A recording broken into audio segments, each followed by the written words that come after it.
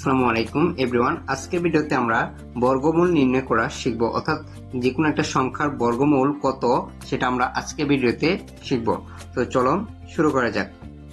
তো প্রথমে আমি ৬৭২৪ এই সংখ্যাটার বর্গমূল নির্ণয় করব। তো প্রথমে আমি সংখ্যাটা লিখব ৬৭২৪, তারপর এই ছেড়ে একটা দাগ দিব।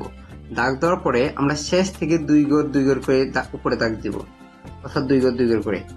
এখন আমরা এমন একটা সংখ্যার বর্গ লিখতে হবে যেটা প্রথমে আমরা এটার কাজ করবো, এই প্রথম জোড়াটার।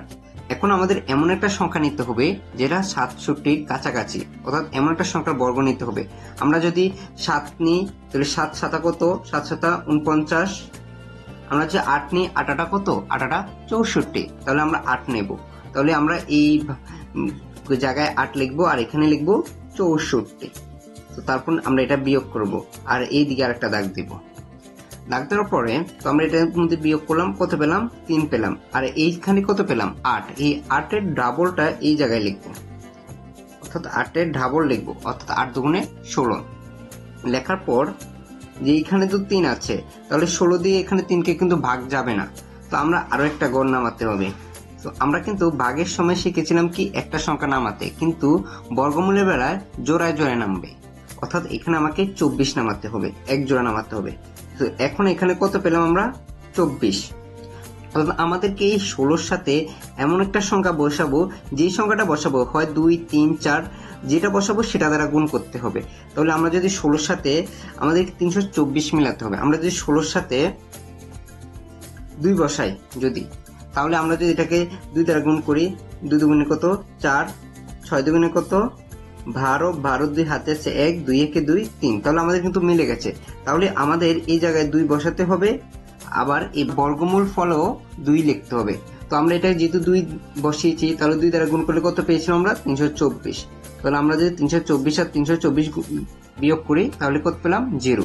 তো আমাদের ৬৭২৪-এর বর্গমূলটা কত আছে, ৮২। তো এটাই হচ্ছে আমাদের অ্যান্সার। তো এখন আমরা দ্বিতীয় অঙ্কটা দেখব, অর্থাৎ দ্বিতীয় অঙ্কটা বলা হয়েছে যে ১৯৩৬ এটার বর্গমূল বের করতে। তো আমরা একই পদ্ধতিতে আবার বের করব। তো তোমরা একটু খেয়াল করবে।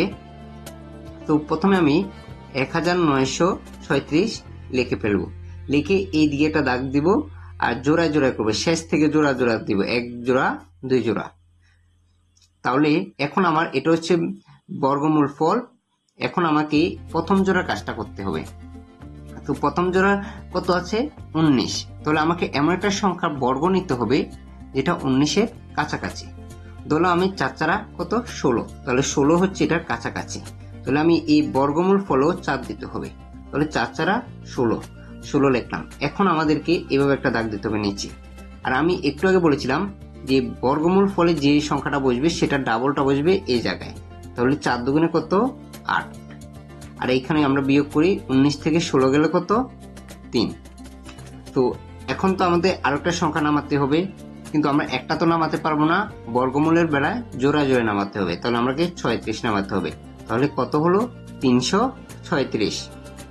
তো আমাকে এখন এই ৮-এর সাথে এমন একটা সংখ্যা বসাতে হবে, যে সংখ্যাটা বসাবো সেই সংখ্যাটা দ্বারা গুণ করতে হবে এখন, এবং ৩৩৬ মিলাতে হবে।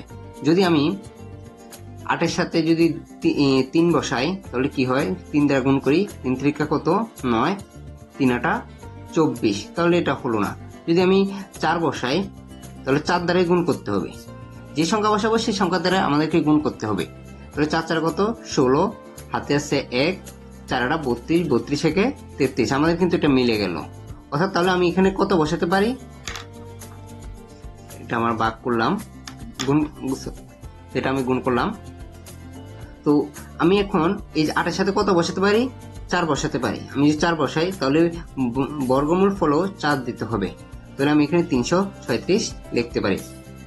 তারপর ৩৩৬ বিয়োগ করলে 0। তো এই পদ্ধতি ব্যবহার করে তুমি যে কোনো বর্গমূল খুব সহজে করতে পারবে। চলো আমরা আরো কিছু বর্গমূল দেখি। তো এখন আমরা এই সংখ্যাটার বর্গমূল বের করব, অর্থাৎ ১০৮১৬ এই সংখ্যাটার বর্গমূল বের করব।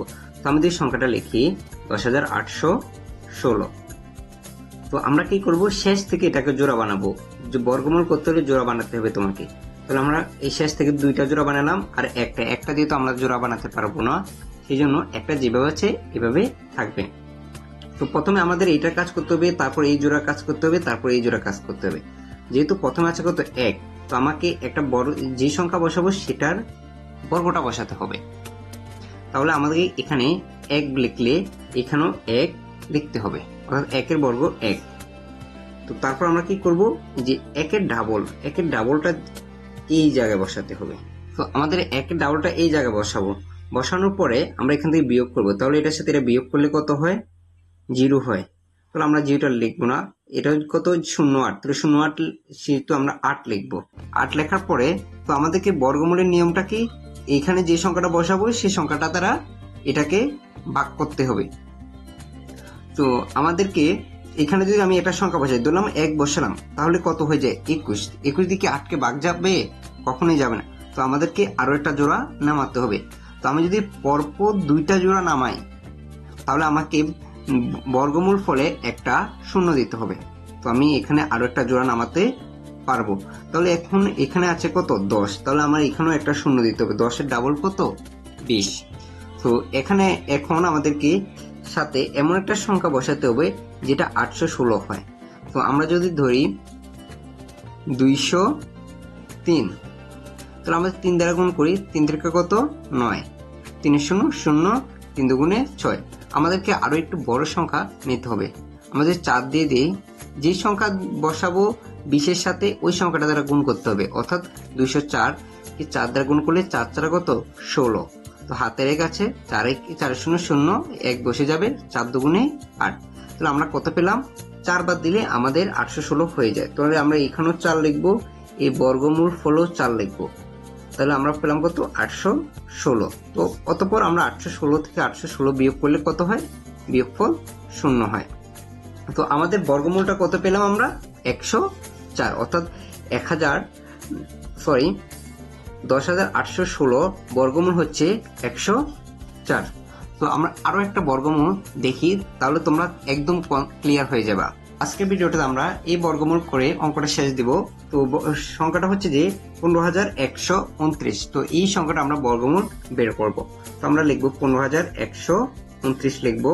লেখার পরে শেষ থেকে আমরা জোড়া তৈরি করব, 1 জোড়া 2 জোড়া। তো আরেকটা 1 যেভাবে আছে সেটা সেভাবে থাকবে। তো আমরা প্রথমে 1 লিখবো, কারণ এখানে 1 এর বর্গ হচ্ছে 1। তো আমরা 1 লিখলাম। লেখার পরে তো 1 এর ডাবলটা আমরা এই জায়গায় লিখবো। তো লেখার পরে 1 এর সাথে 1 বিয়োগ করলে কত 0। তো সেটা আমার লেখার দরকার নেই, আমরা 1 জোড়া নামাবো। তাহলে আমরা কত পেলাম 51। তাহলে এখানে এমন একটা সংখ্যা বসাতে হবে যেটা 51 কাছাকাছি যায়। তো আমি যদি এখানে 24 বসাই, তাহলে 4 4 16, 4 দুগুণে 8, অনেক বড় হয়ে যায়। 4 দুগুণে 8, হাতে 9, অর্থাৎ 96 হয়ে যায়। তাহলে আমাদেরকে আরো একটা ছোট সংখ্যা নিতে হবে। আমি যদি এখানে 22 বসাই, তাহলে 22 দুগুণে কত 44, অর্থাৎ আমাকে 22 দুগুণে কত 44, তাহলে আমাকে 44 বসাতে হবে, কারণ 44 হচ্ছে এটার কাছাকাছি সংখ্যা। তো আমি এখানেও 2 দিতে হবে, এই বর্গমূল ফলও 2 দিতে হবে। তাহলে আমরা 51 থেকে 44 বিয়োগ করলে কত হয়, তো আমাদের এখানে 44। তাহলে 11 থেকে 4 গেলে কত 7। তো আমাদেরকে এখানে 7 লিখবো, আর হাতের 1 এখানে 4 এর সাথে যোগ হয়ে কত হবে 5। তাহলে 5 এ 0, তো আমাদের 0 লেখার দরকার নেই। তাহলে আমরা এখানে কত পেলাম 7 পেলাম। তো আমরা আরো 1 জোড়া নামাবো। তো আমি এখানে 29 নামালাম। নামানোর পরে এখানে একটা দাগ দিতে হবে। তো এইটার ডাবলটা এখানে লিখতে হবে। তাহলে 12 ডাবল কত 24।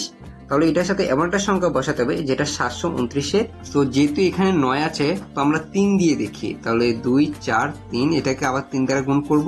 3 3 9, 3 4 কত 12। তাহলে 12 2, হাতে আছে 1, 3 দুগুণে 6, 6 একে 7। তাহলে আমাদের কিন্তু মিলে গেছে। তাহলে আমরা এখানে 3 লিখবো, এখানে 729 লিখবো, বর্গমূল ফলও 3 লিখবো। তাহলে আমরা 729 থেকে 729 বিয়োগ করলে 0 হয়। তাহলে অতঃপর আমরা দেখলাম যে এটার বর্গমূল কত 123, অর্থাৎ 15,129-এর বর্গমূল হচ্ছে 123। অর্থাৎ খুব সহজে এই পদ্ধতিটা অনুসরণ করে তোমরা যে কোনো সংখ্যার বর্গমূল সহজে বের করতে পারবে। তো আজকের ভিডিওটা এই পর্যন্তই, দেখা হবে অন্য কোনো ভিডিওতে। আল্লাহ হাফেজ।